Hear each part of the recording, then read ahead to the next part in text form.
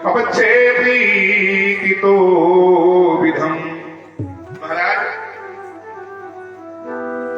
तारक के शत्रु कुमार के अद्भुत तथा उत्तम तत्व को आपने हम सब लोगों को सुनाया और हम सब लोगों ने बड़े प्रेम पूर्वक इस कथा को श्रवण किया। जैसे ही लगता था कि सूत जी कथा को विश्राम करेंगे, सूत जी को कुछ थकावट से लग रही है, नारद जी उठ करके खड़े हो गए और कहा, महाराज, देव देव जानाथम शिव ज्ञान निधे मया सुतम कृति सतीत चो उत्तमम। आपने कुमार कार्तिकेय का चरित्र बड़े भाव से सुनाया, मुझे बहुत अच्छा लगा। लेकिन कहा, लेकिन क्या? लेकिन ये कि अधुना स्तोत्रमिच्छामि, अभी मुझे कुछ सुनने की इच्छा है। और इच्छा क्या है? गणेशम स्तोत्रम, गणेश जी की उत्पत्ति कैसे हुई ये तो बताई नहीं अभी आप। इसलिए हमें कहा था ना कि नारद जी का नाम ही हमारे है कल्याणकारी देवता। नारद जी जहां पहुंचते हैं वहां कल्याण ही होता है। और देखिए भाई, नारद जी को किसी कथा की आवश्यकता नहीं है, तो साक्षात देवर्षि है, ब्रह्मा के पुत्र हैं, ऋषियों में सबसे उत्तम स्थान उनको प्राप्त हुआ है।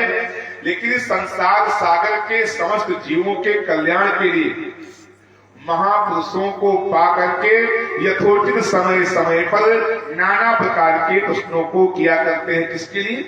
हमारे आपके लिए। ये हमारे आपके सूत जी को, जैसे ही सूत जी महाराज ने स्वामी कार्तिकेय का चरित्र सुनाया और सुना करके बड़ा सुंदर व्याख्यान देते हुए विश्राम करने की अवस्था में जाना चाहिए, तो थोड़ा सा विश्राम किया जाए।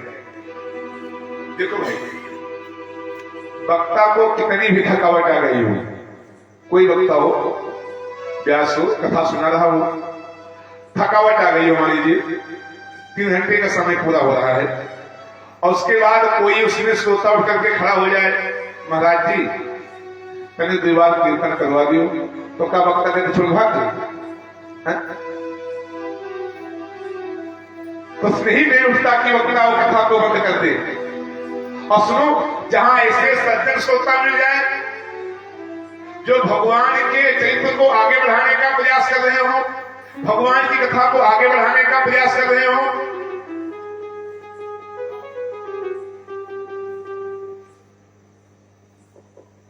वहां कोई ना कर सकता है?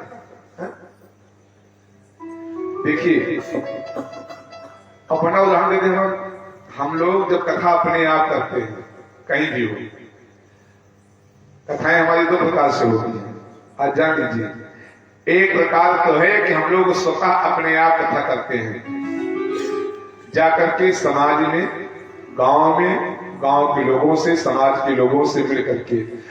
और कहां पर ज्यादातर? जहां कथाएं नहीं हो पाती, जहां कथाएं बहुत कुछ नहीं हो पाई हैं, थोड़ी भी व्यवस्था अगर समाज के लोगों से मिल जाती है तो हम लोग कथा का शुभारंभ कर देते हैं। हरि भरोसे, भगवान के भरोसे, राम का भगत पहलुआ राम के, जहां पठावे तहां जाए, और आगे आगे हरि चले, हम भूखे ना चले जाए।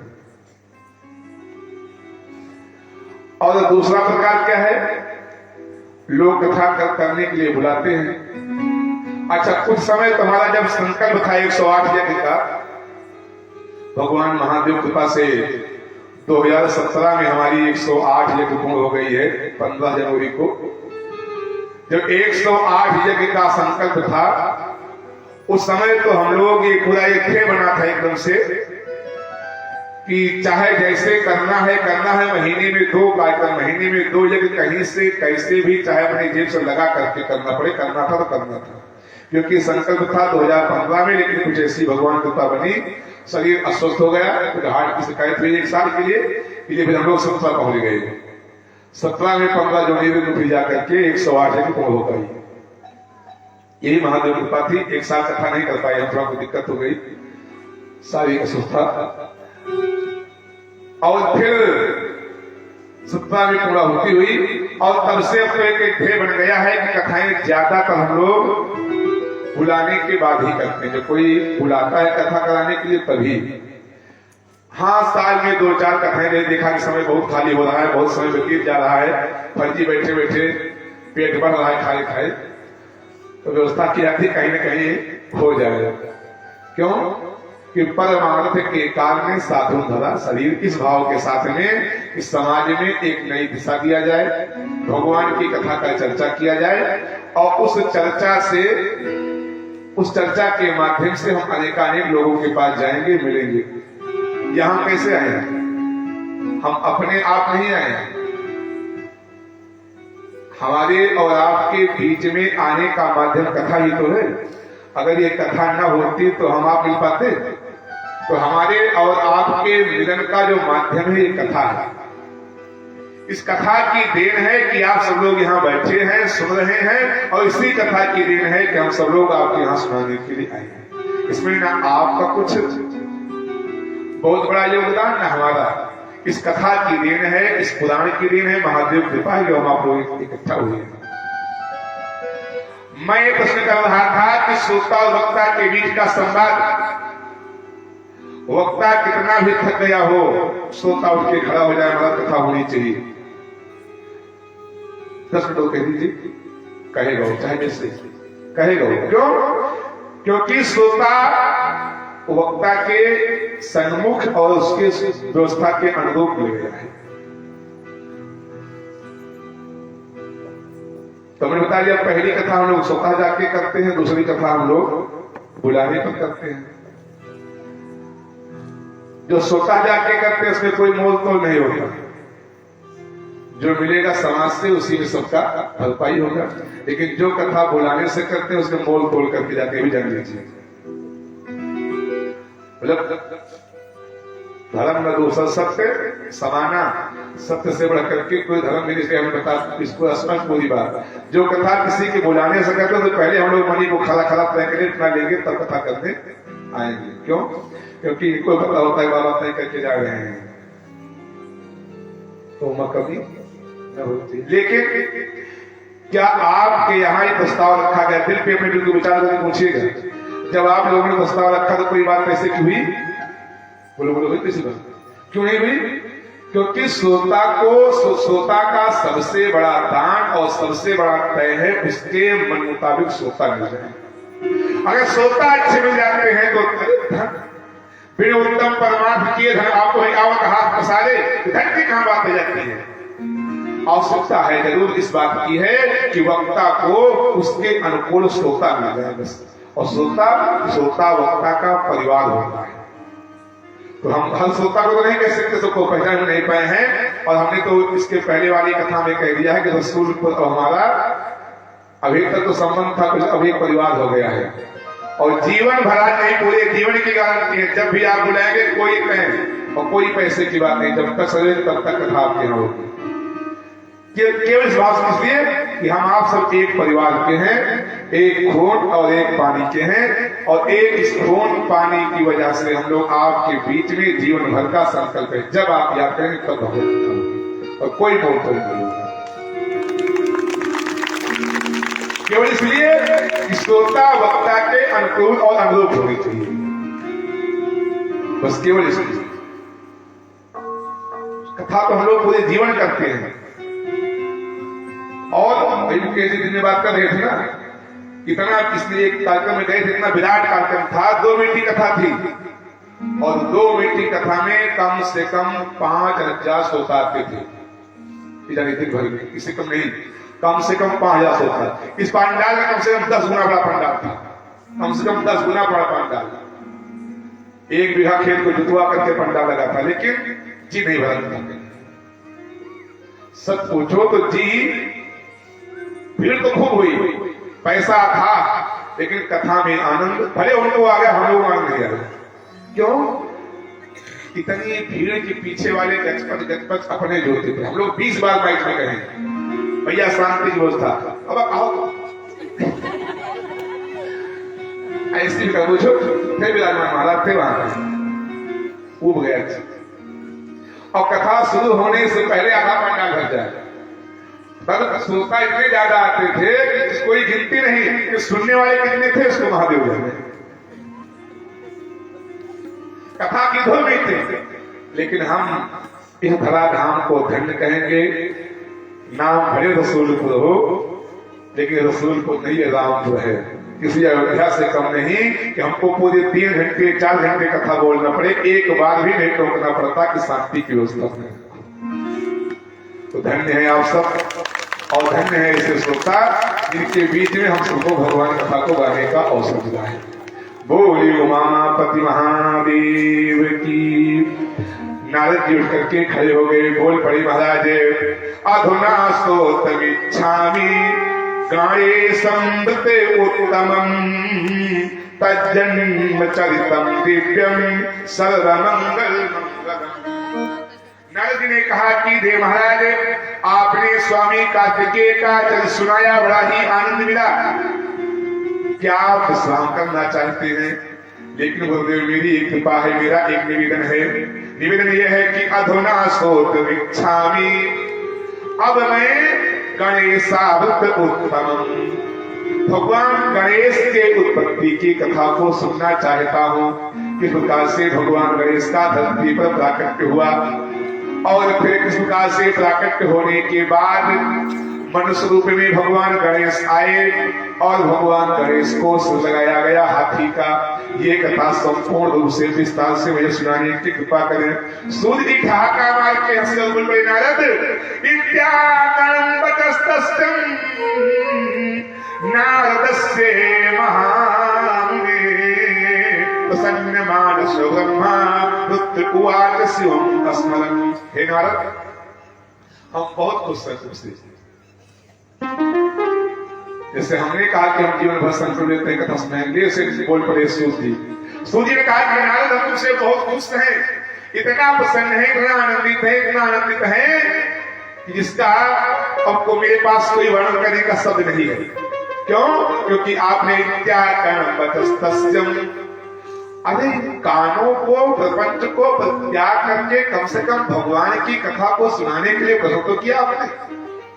कम से कम आप धन्यवाद हैं, आप बधाई के पात्र हैं, क्योंकि मैं कथा को विश्राम करने जा रहा था और आपने फिर इन कानों को भगवान की मंगलमय कथा, जिनका नाम ही है मंगल मूर्ति, भगवान गणेश का एक नाम है मंगल मूर्ति, काउन मंगल मूर्ति के कथा को सुनने के लिए आपने प्रश्न किया है। मैं गदगद हो गया हूँ, मेरा हृदय प्रसन्न हो गया है। नारद, कल्प भेदाद गणेशस्य जननी प्रोक्ता सनिर्दिष्टं सुरच्छिन्यं सतितं राजमाननम्। देखो भैया, कल्प भेद के कारण कथा में आ जाइए। सूर्य ने कहा कि नारद, कल्प भेद के कारण गणेश जी का जन्म ब्रह्मा जी से पहले बताया गया है।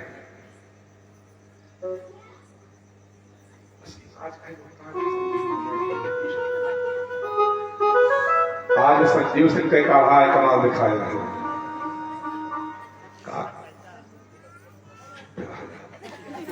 नाक में कटाव हो गया, क्या याद दिवाले हो गए यार। तुम नारद पिता को तो करियो का बोले के बिहारी लाल की। तो भैया हमारे यहाँ नए नए भंडारी बाबा है, सबको इतना बनना है। और जब बन के तैयार हो जाता है, दिखाए ना कहा बहुत बढ़िया है, हम चले जाओ कथा का है। तो ये अपन सखी सखी सब आके ढोलक मास्टर शिव बाबा कहीं की नक्षे कहीं खा कहीं से कहते देखो का हाल चाल है, कहीं बाबा लागत कम पर जे आओ न ताओ ये लोटा पानी। और जब हम करते हैं यहाँ से ज्ञान उतर के भैया पता नहीं मतलब तेरा भैया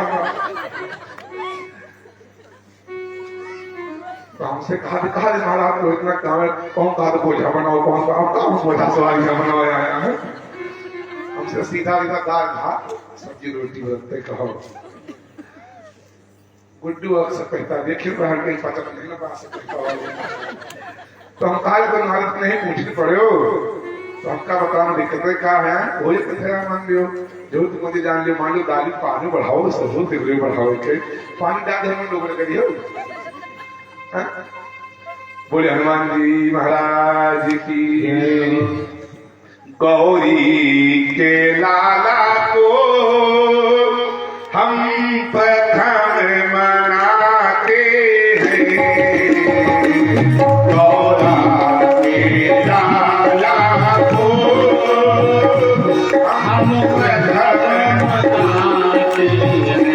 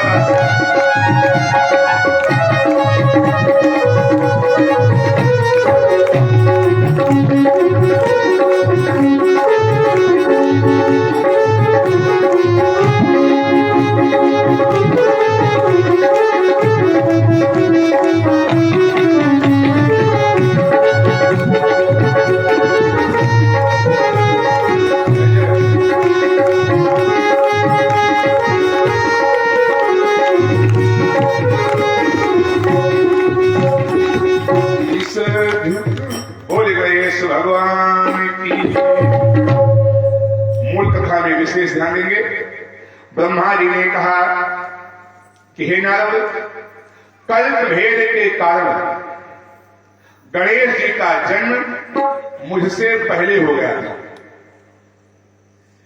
एक समय शनि की दृष्टि पड़ने के कारण उनका सिर कट गया और उनके धड़ के ऊपर हाथी का सिर जोड़ दिया गया। विजय सिंह चांदपुर हैं आपकी ओर से सौमुद्रय भगवान की सेवा में नगर वो होगा 10-11 जो हो 10-11 के लड्डू है भगवान की सेवा में समर्पित है। पहले की जानते बजा हुआ है, जानते हैं आप गणेश जी के जन्म होने का है ना, और गणेश जी कथों लड्डू है प्रिय है। बोलिए गणेश भगवान की। देखिए अब थोड़ा सा गूढ़ कथा और रहस्य को समझने का प्रयास करिए। ब्रह्मा जी ने तो एक लाइन में बता दिया कि हे नारद, कल्प भेद के कारण गणेश जी का जन्म मुझसे पहले हो गया था। एक बार शनि की दृष्टि गणेश जी के ऊपर पड़ी, जिसकी वजह से उनका सिर कट गया और फिर उसमें हाथी का सिर जोड़ दिया गया। लेकिन श्वेत कल्प में जिस प्रकार गणेश जी का जन्म हुआ उसे मैं आपको विस्तार पूर्वक बता रहा हूं। कृपालु शंकर जी के द्वारा उनका सिर छेदन कैसे किया गया था और किस प्रकार से जो आज हमारे यहाँ गणेश जी पूजनीय हैं, इन गणेश का प्राकट्य कैसे हुआ। बात समझ आ रही है ना? है? पहली बात तो एक बात इसमें हम बोल तो गए लेकिन आप लोग समझ नहीं पाए होंगे। शनि की दृष्टि पड़ी और गणेश जी का सिर कट गया। इतना समझ गए?